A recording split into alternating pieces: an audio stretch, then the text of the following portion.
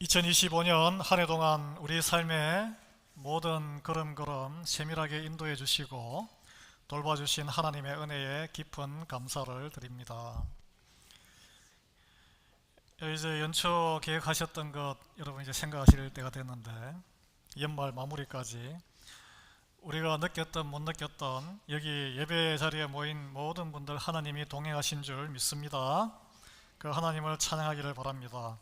우리 교회 공동체와 또 여러분 우리 모든 가정에 평강의 복을 허락해 주신 주님의 인자하심이 오늘 이 송년주일 예배를 드리는 여러분 모두에게 우리가 항상 너와 함께 하리라, 우리와 함께하는 임마누엘의 축복으로 가득하기를 간절히 축원합니다.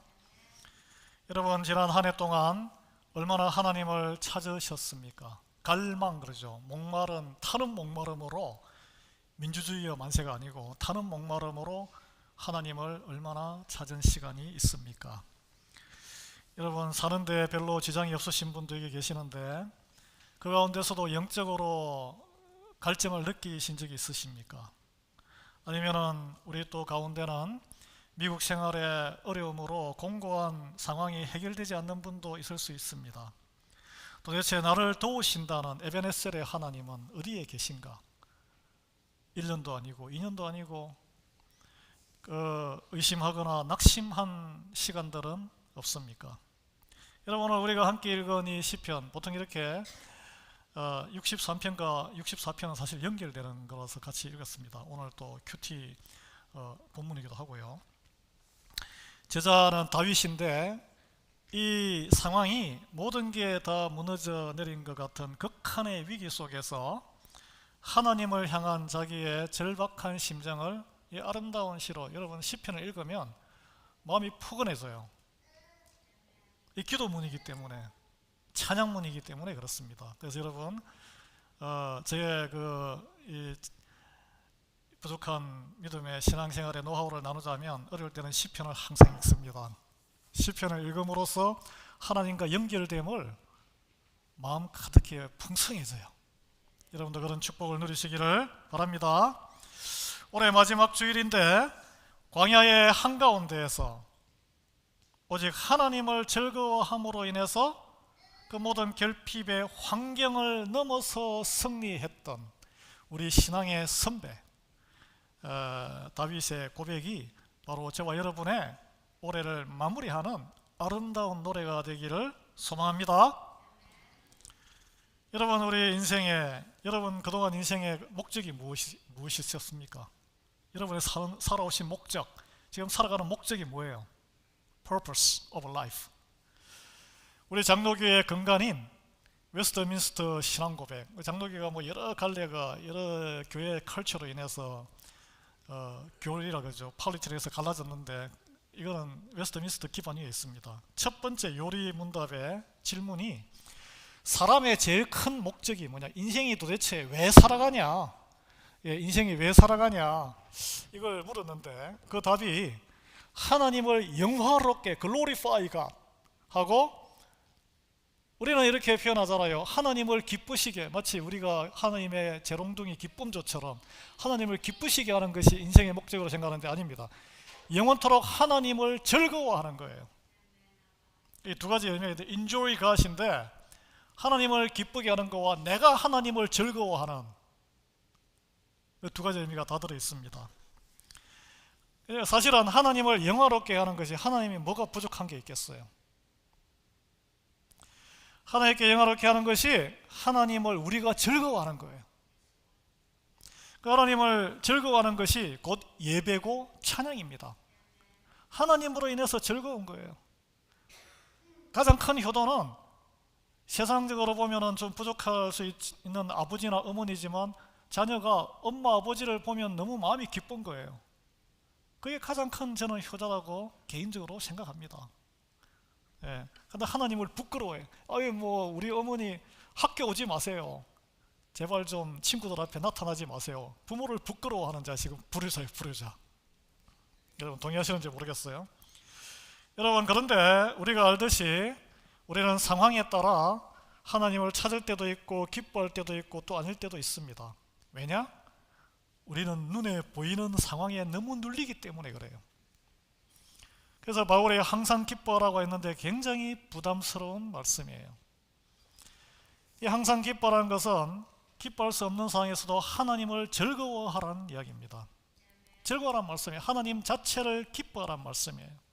상황은 전혀 즐겁지 않은데 어떻게 즐거움의 상태를 유지하고 내가 그걸 즐거우면 사람이 푹하고 노래가 흥이 절로 나오고 마음이 부드러워지죠.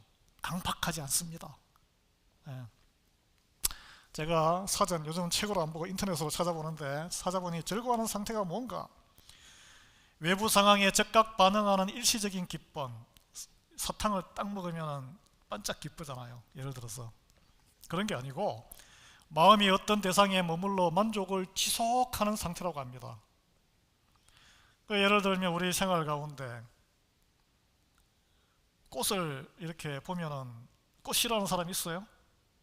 마음이 좋아요. 그리고 사랑하는 자녀와 손자녀 보면 세상적으로 잘났던 못났던 생각만 해도 흐뭇한 상태. 즐거워요, 즐거워. 여러분, 성경에서 즐거워한다는 것은 되게 하나님 안에 내 안에 거하라 그런 말씀 예수님 하셨죠. 하나님 안에 거하는 함께 있는 상태를 말합니다. 환경이 안 좋아도 하나님 때문에 가능한 기쁨을 말하기 때문에 우리가 통곡하고 눈물을 흘리는 안에서도 그 마음의 평정, 즐거움. 여기 오늘 이제 광야가 나오는데 광야는 세상적으로 필요한 모든 게 없는 곳이에요. 만족할 수 있는 게 하나도 없어요. 만족할 수 있는 게 없는 상황에서 전천후 즐거움을 주시고자 하는 분이 하나님이시라는 거예요. 예. 더 이상 바랄 것이 없다. 우리말로 하면은 이제 인생에 여한이 없네. 이제 데려가셔도 나는 감사합니다. 하나님 한 분만으로 저는 감사해요. 이런 고백이에요. 그래서 다윗이 다른 곳에 시편에 보면 여호와는 나의 목자시니 뭐라 그랬습니까? 내게 부족함이 없으리다. 내가 부족함이 없다. 만족한다는 이야기예요. 여러분, 오늘 본문을 통해 저는 여러분과 함께 그리스도인만이 누릴 수 있는 하나님만으로 인한 전천후 즐거움에 대해 다윗의 시를 바탕으로 묵상 여행을 함께 떠나고자 합니다. 오늘 본문 시편 64편 여러분, 시편은 장으로 몇 장 안 그럽니다. 편 그러는데 한 권 한 권이 따로 성경의 책처럼 대우를 받아요. 그래서 1편, 2편 이렇게 읽어야 됩니다. 다윗이 인생의 가장 어두운 터널을 지날 때 지은 시라고 합니다. 학자들은 이 시가 다윗이 젊은 시절 장인어른이었던 사울왕의 질투를 피해서 유다 광야에 여기 굴에 숨었다가 저희 바위 뒤에 숨었다가 떠돌며 도망 다니던 때, 그리고 쓸만한 군사는 하나도 없고 온갖 오합지졸이 붙어서 양식 걱정을 해야 되는 그런 시절이었거나, 아니면 아주 노년에 이제 몸이 노쇠였는데 사랑했던 아들 압살롬이 모든 신하들을 다 뺏어서 반역을 해서 궁궐에서 쫓겨나서 도망 나왔는데, 그 표현에 보면 성경에 머리를 풀어서 얼굴을 가리고 맨발로, 왕이 맨발로 그 깊은 계곡을 지나 기드론 계곡을 지나 예수님이 땀을 피처럼 흘리며 기도하셨던 그 올리브 감람산으로 오르며 피난길을 올라갔을 때 그때의 마음을 고백한 것이 오늘 이 시편이라고 학자들은 해석하고 있습니다. 상황이 어쨌든 다윗의 처지는 기가 막힌 노래시예요. 우리 교회의 대부분의 성도님들은 좀 안정적인 생활 하시는데 안 그런 분들도 있고, 교회에 안 나오시는 분들 중에 또 안 그런 분들이 꽤 있습니다. 저에게는 연락이 다 닿죠. 아마 오늘 이 다윗과 같은 처지에 있는 분들이 계실 수 있다는 것을 염두에 두고 함께 같이 묵상하기를 바랍니다. 어떤 상황이냐면 하소연 할 곳이 없어요. 자업자득, 의지할 사람이 없어요. 고립무원, 육체는 지쳤고 영혼은 바닥, 나에게 믿음이 있나? 그런 상황이에요. 그런데 놀라운 것은 이 절망의 자리에서 다윗은 하나님을 바라보았습니다. 우리가 보통 이 정도 되면 어떻게 하면 내가 세력을 규합해서 왕권을 다시 탈환할까? 내가 어디 숨겨둔 재물을 좀 끌고 와야 되는데 내가 이렇게 자식에게 배신당하고 억울하게 또는 장인어른에게 이렇게 하는데 이걸 좀 알려가지고 내 명예를 좀 회복해야지, 이런 생각을 많이 한다는 거예요. 그런데 다윗은 어쩐지 그런 이야기가 전혀 안 나오고 하나님을 기억하고 하나님만이 의지할 생명의 동아줄이다라고 오늘 고백한다는 거예요. 이게 놀라운 일이에요. 이 상식적으로는 이해가 안 됩니다. 우리는 그냥 성경을 읽었지만, 여러분, 우리가 지난 주에 성탄절을 며칠 전에 한 3일 전에 보냈는데, 어떤 분들은 풍성한 가족의 풍성한 식탁으로 풍성한 만족스러운 기쁨의 또 이런 자리를 보냈겠지만, 어떤 이는 여러 사정으로 인해서 쓸쓸한 자리, 텅 빈 식탁에 있는 분도 계셨을 거예요.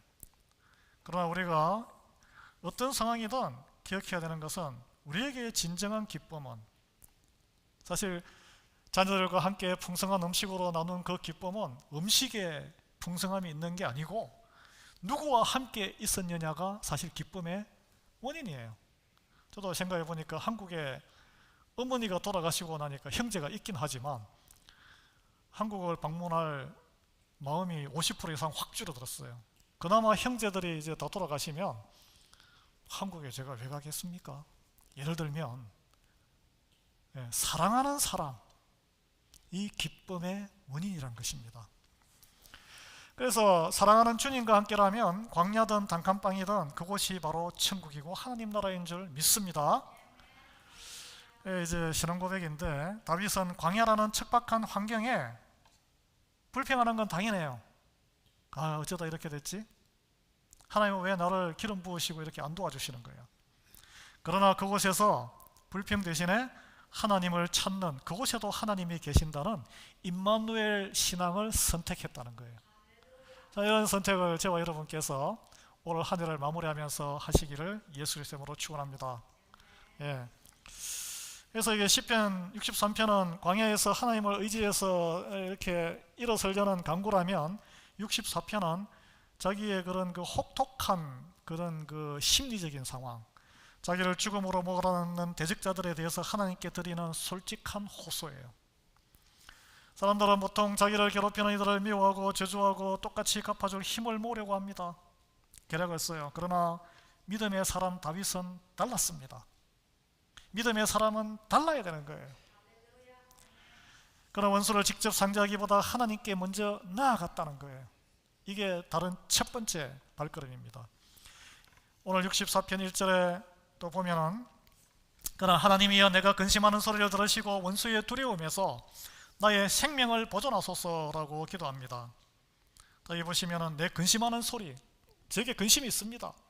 그것을 언어화, 말로 하나님께 내 보이는 것이 우리의 권리이자 특권이라는 거예요. 이게 바로 기도입니다, 여러분.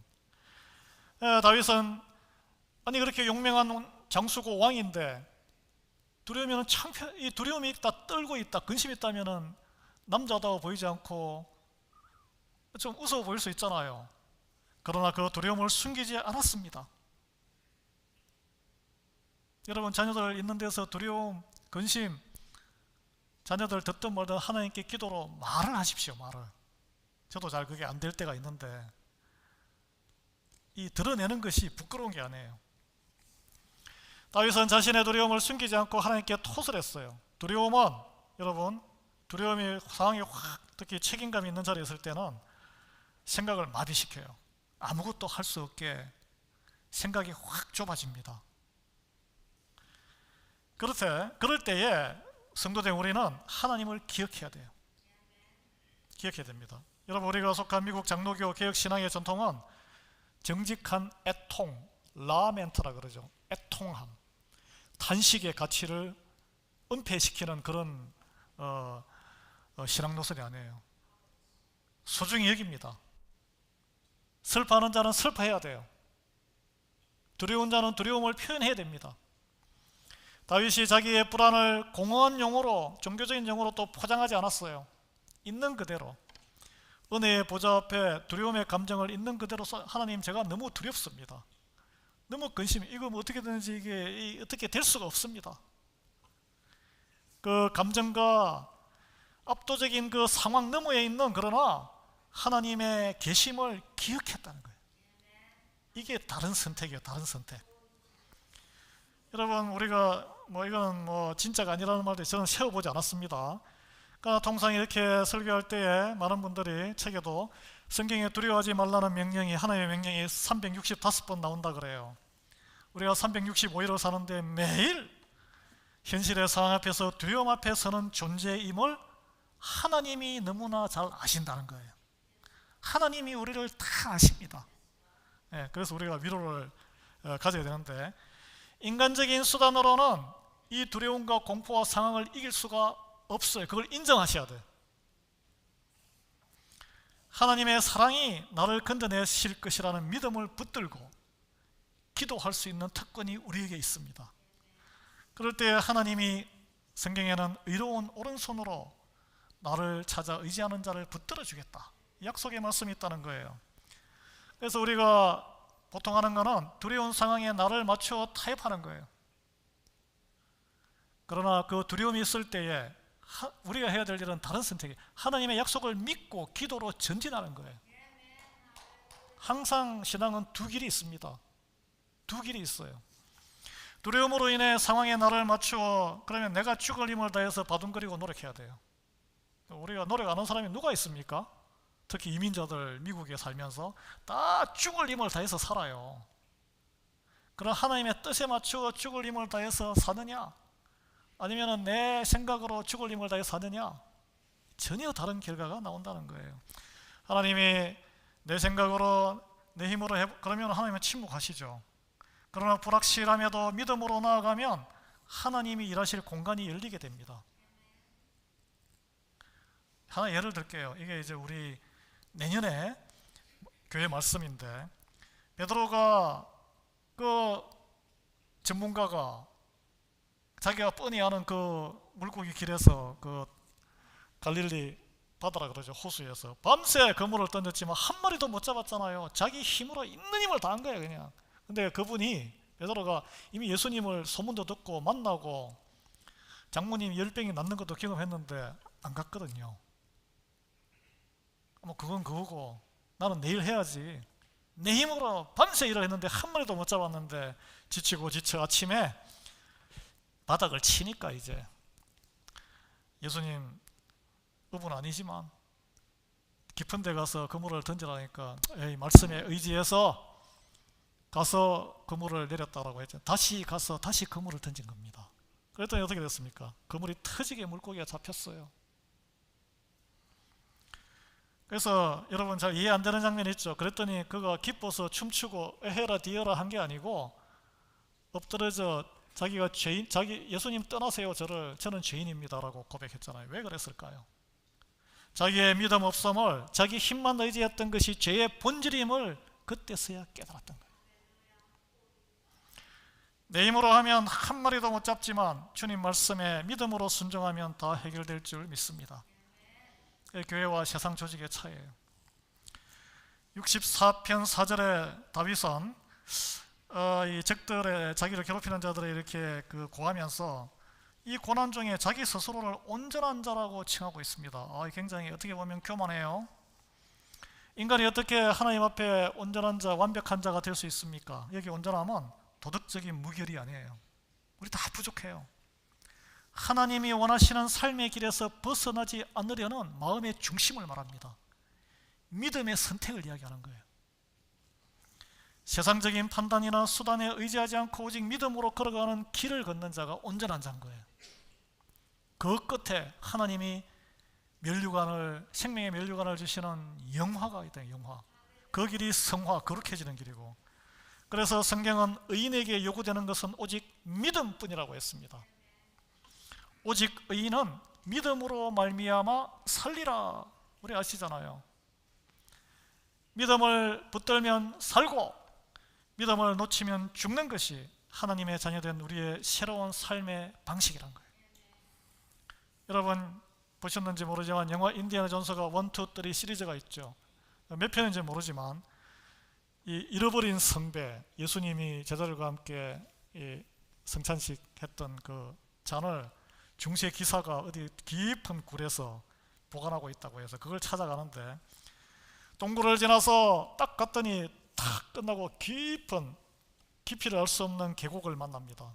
저 건너러 가야 되는 거예요. 근데 길이, 거기에 다리가 있다는 거예요. 근데 다리가 없어요. 믿음으로 발을 내디뎠을 때에 딱 디디니까 그게 탁 뭔가가 발에 탁 밟히는 거예요.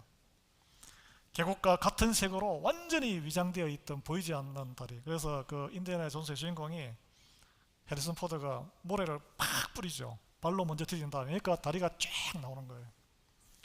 믿음은 이런 거예요. 눈에 보이지 않지만 하나님의 말씀을 믿고 눈앞에 낭떠러지 계곡일지라도 앞으로 발을 내딛는 거예요. 내디디니까 요단강이 갈라진 거예요. 예. 어린아이가 아빠가 받아줄 것을 믿었기에 높은 곳에서 팍 뛰어내리는 거예요.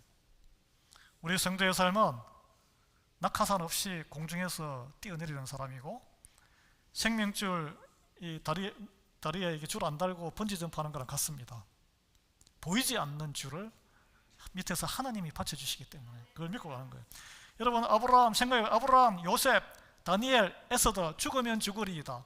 왕비인데 왜 그런 목숨 건 결정을 해요?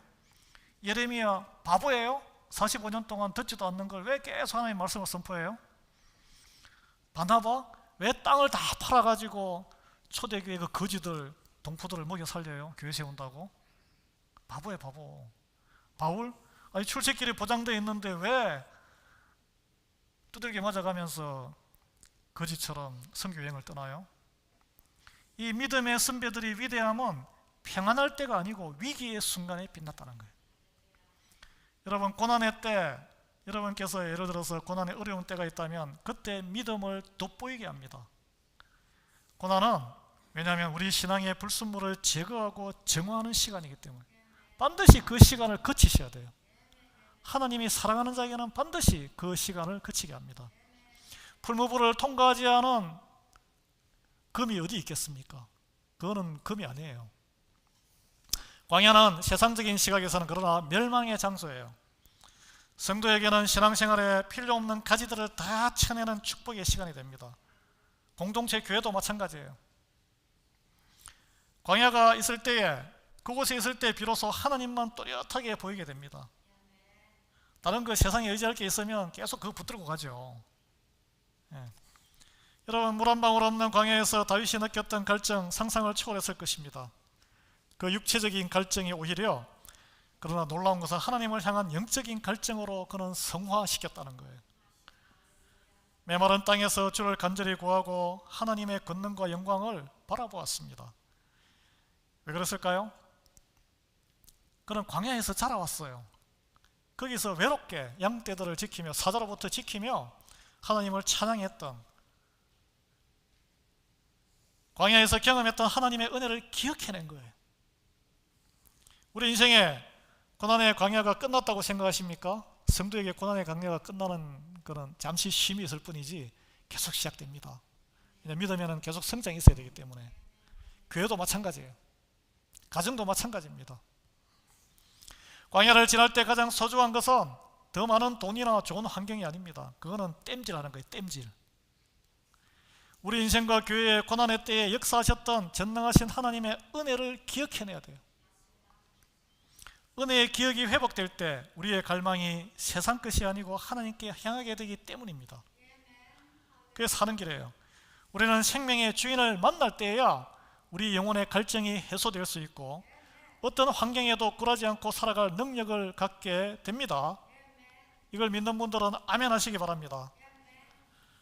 여러분 가운데 혹시 인생의 마른 땅을 걷고 계신 분이 계실 수 있습니다. 무엇을 필요로 하고 간절히 구하고 계십니까? 오늘 우리 삶을 적셔주실 임마누엘 예수님, 하나님을 갈망하시고 여러분 인생과 우리 교회와 우리 가정에 하나님의 은혜가 임했던 그때를 기억하시기 바랍니다. 예. 하나님이 성령의 단비로 찾아와 여러분을 만나 주실 줄 믿습니다. 근데 이 다윗의 위대함이 광야에서 단순히 하나님을 찾는 데에 그치, 이것만으로 대단한 거예요, 사실은. 그러나 그는 그곳에서 하나님을 찬양하기 시작했어요. 63편 4절 5절에 보면 그는 골수와 기름진 것을 먹은 듯이 만족합니다 라고 여호와를 찬송했습니다. 아니 그러나 현실은 어때요? 마실 물도 없어요. 먹을 음식도 없어요. 굶주린 상태, 배가 쩔쩔쩔 고파요. 그런데 주의 인자하심으로 해서 배부른, 영적으로 저는 배는 고프지만 영적으로 만족합니다. 감사합니다. 예. 여러분, 이게 그리스도인만이 누릴 수 있는 삶의 역설이에요. 삶의 폐허 위에서 6.25 전쟁으로 팍 그냥 다 불타고 그런 상황에서 한국의 시장통에서 먹을 것도 없는데 교회를 세우고, 우리 저 탈북민 교회를 세우고 거기서 하나님 찬양하고 하나님이 복을 주실 수밖에 없다니까요. 또 회개하고 자녀가 잘 될 수밖에 없다니까요. 우리 살아온 역사입니다. 그게 한국에. 삶의 배후 위에서 신시한탄하고 하나님 왜 나를 안 도와주세요?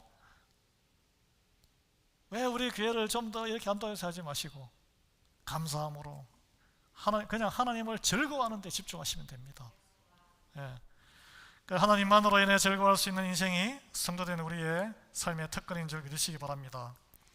근데 이 문제는 그냥 짧게 하고 예배 시간에 이렇게 예배 드리고, 그때는 4번 예배를 드렸다 그러니까 하루에, 나머지는 막 신시한탄하면서 아이고 배고파 그렇게 지낸 게 아니고 새벽부터 밤늦게까지 이어졌다는 거예요. 잠자리가 춥고 고달픈 노숙자 환경이지만 다윗은 삶이 찌그러질수록 주님이 이루신 일을 더 기억하고 또 기억하고 말씀으로 주신 그 약속이 반드시 이루어질 것이다 확신하고 확신하는 찬양의 예배를 드렸다는 거예요. 여러분, 어려우시면 찬양하시고 시편 읽으시고 예배 드리세요. 예배. 환경을 넘어서 찬양이 회복될 때 그 누구도 하나님의 풍성한 축복과 존엄에서 우리를 떼어놓을 수 없습니다. 고난 중에 드리는 찬양, 어둠을 몰아내는 가장 강력한 무기인 줄 믿습니다. 그래서 우리가 육체 환경적으로 결핍될 수 있지만 하나님을 찬양하는 것을 막을 수는 없잖아요. 하나님을 찬양할 때 영적으로 충만해서 환경을 이길 수 있다는 거예요. 왜냐? 하나님만이 우리의 영혼을 만족해 하시는 생수의 근원이기 때문입니다. 우리의 영혼이 잘된 같이 범사에, 너희가 범사에 잘 될 것이라는 축복이 있잖아요. 우리 영혼이 잘 돼야 환경도 풀리는 거예요. 걱정에 찌들어서 그냥 막 궁색해 보십시오. 복을 부어주고 싶어도 부어줄 수가 없는 거예요. 마지막으로 다윗은 하나님의 권능을 상징하는 주의 오른손이 자기의 자신을 붙들고 있음을 확신했는데 63편 8절입니다. 그가 황폐한 광야로 쫓겨다니는 처량한 신세지만 하나님의 공의로운 재판이 원수들을 물리치고 자기를 승리하게 하실 것을 믿었습니다. 그래서 마지막에 63편 11절은 보면은 그 왕은 하나님을 즐거워하리니라고 63편은 마무리되는데, 여러분, 우리 그리스도의 보혈로 대속의 은혜를 입은 우리 모든 성도들, 우리가 모두 이 왕같은 제사장이라고 하잖아요. 왕같은 제사장. 여러분, 제사장은 하나님께 이렇게 직통으로 이 죄의 문제를 올려서 사명받는 사명권 있는 사람이고, 왕은 뭡니까? 왕이 뭐 환경의 노예가 되는 사람이에요. 왕은 모든 걸 마음대로 하는 사람이에요. 환경의 노예가 되어 일희일비하는 자가 아니고 믿음의 권세로 환경을 다스리는 자입니다. 왕은 다스리는 자예요. 우리는 이미 죄와 어둠의 권세 아래 있지 않습니다. 왕 중의 왕이신 하나님의 통치에 참여한 자들이에요. 그래서 눈에 보이는 환경이 있더라도 그 환경을 우리가 믿음으로 다스려야 한다는 거예요. 여러분, 사탄은 어떻게 합니까? 우리 환경을 어렵게 해요. 테스트합니다. 절망의 노예로 만들려고 합니다. 그러나 이미 예수 그리스도께서 승리하셨어요. 그걸 믿고 나가시면 돼요. 왕같은 제사장인 여러분, 이제 환경을 탓하지 말고 눈을 들어 하나님을 즐거워하십시오. 즐거움을 회복하셔야 돼요. 하나님으로 말미암아 즐거워하고 기뻐하는 자에게서 그 구원의 기쁨을 뺏어갈 자 아무도 없기 때문입니다. 여러분, 어떤 환경에 처했든지 이제 더 이상 환경에 지배받지 않고 환경을 믿음으로 다스리는 왕의 선택을 하시기를 바랍니다. 2025년을 마무리하는 이 시점에 여전히 우리 앞에는 광야와 같은 메마른 길들이 놓여 있을 수 있습니다. 가정에 문제없는 가정 없어요. 여러분 보시기에 다 잘 지내는 것 같죠? 다 문제 있습니다. 재정의 어려움, 잘 사시든 못 사시든 다 있어요. 은퇴 후에 또 막막해서 근심 걱정 있는 분 많으세요. 특히 우리 이민자들. 건강의 위기, 우리 위협할 수 있습니다. 지금도 건강 안 좋으신 분이 있고. 그러나 이때 우리 다윗처럼 이런 광야에 처한 인생은 없어요. 그러나 하루 뭐 다 드시고 주무실 때 있고, 예배할 처소 있고, 살아가는 가족 있고, 뭐가 불만이에요, 뭐가. 그러나 다윗처럼 하나님을 바라보시기를 소망합니다. 우리의 믿음의 그릇이 다 달라요. 다 힘들어요. 하나님을 바라보셔야 돼요. 오직 하나님을 갈망하시고 그분의 인자하심을 찬양하시고 권능의 그 오른손을 믿으시기 바랍니다. 신뢰하셔야 돼요. 하나님만이 우리 영혼을 만족해 하신다는 것을 믿고 붙들으세요. 찬양의 입술을 회복시키시고 우리를 온전한 기쁨과 힘으로, 온전한 만족으로, 구원으로 인도하실 줄 믿으시기 바랍니다. 그래서 결론하자면 환경을 바라보지 말고 그 눈을 들어 주님을 바라보고 주님 주시는 믿음으로 나는 살리라. 오직 하나님을 즐거워하는 우리가 되게 예수 그리스도의 이름으로 축원합니다. 기도하겠습니다. 시작과 끝, 알파와 오메가 되시는 영원하신 하나님, 오늘 저희들에게 허락해 주신 이 귀한 한 해를 마무리하며 다윗의 고백을 통해 우리를 다시 믿음으로 이렇게 세워주시니 감사드립니다. 우리가 지난 한 해가 때로는 광야 같았고 메마른 땅 같았지만 그때마다 주의 오른손이 우리를 붙들고 계셨음을 이 시간 믿음으로 고백합니다. 이제 우리 안에 남아있는 모든 두려움과 원망을 그리스도 십자가 앞에 내려놓게 하옵소서. 오직 하나님 한 분만으로 만족하게 하시오며 환경을 넘어서는 찬양의 노래가 우리의 입술에서 끊이지 않게 허락해 주시옵소서. 우리 교회와 모든 이 땅의 성도들이 왕같은 제사장으로서 세상을 다스리고 모든 환경에서 오직 하나님만을 즐거워하는 복된 인생 되게 은혜 베풀어 주시옵소서. 우리를 영원히 사랑하시는 예수 그리스도의 이름으로 기도드립니다. 아멘.